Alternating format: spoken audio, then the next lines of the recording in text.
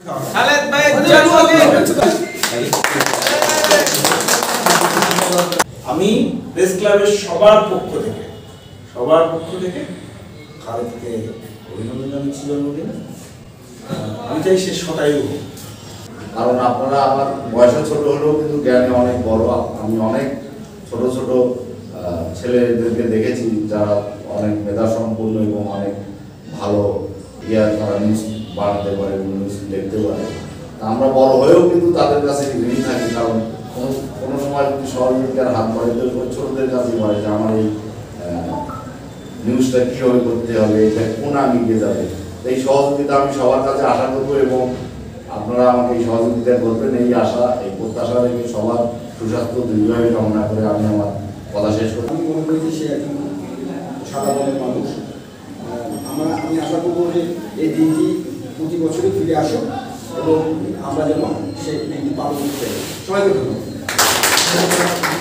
যতদিন আমরা বেঁচে থাকি বা তিনি যতদিন বেঁচে থাকেন সুস্থ শরীর নিয়ে তিনি যেভাবে সংবাদের পিছনে ছুটি চলেন ঠিক সেভাবেই যেন আমরা আমাকে সংবাদের পিছনে ছুটি চলা দেখি।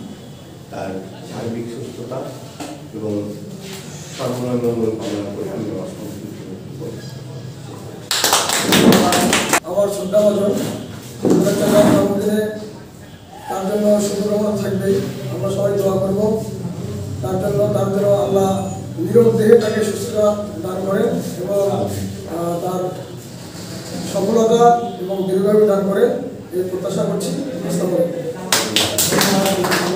আল্লাহ যেন তার শরীর স্বাস্থ্য সবসময় ভালো রাখে এবং সবসময় যেন আমাদের সাথে থাকতে পারে এবং নিউজ দিয়ে যেন আমাদের সহযোগিতা করতে পারে।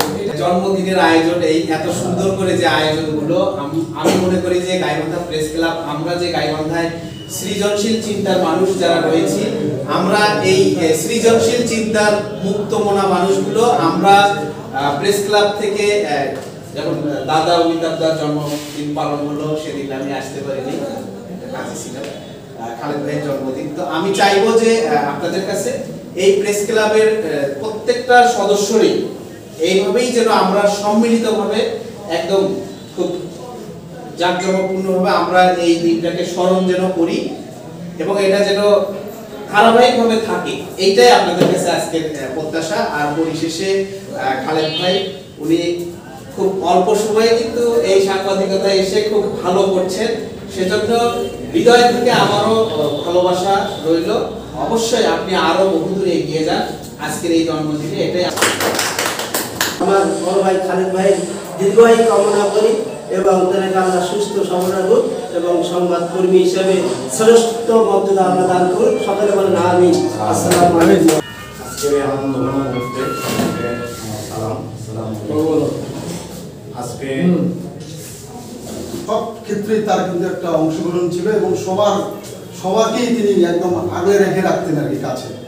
সেই ব্যক্তিত্ব একজন লোকের আজকে জন্মদিন, তার সুদীর্ঘ সফলতা কামনা করছি এবং দীর্ঘায়ু কামনা করছি, এই বলে আমি বক্তব্য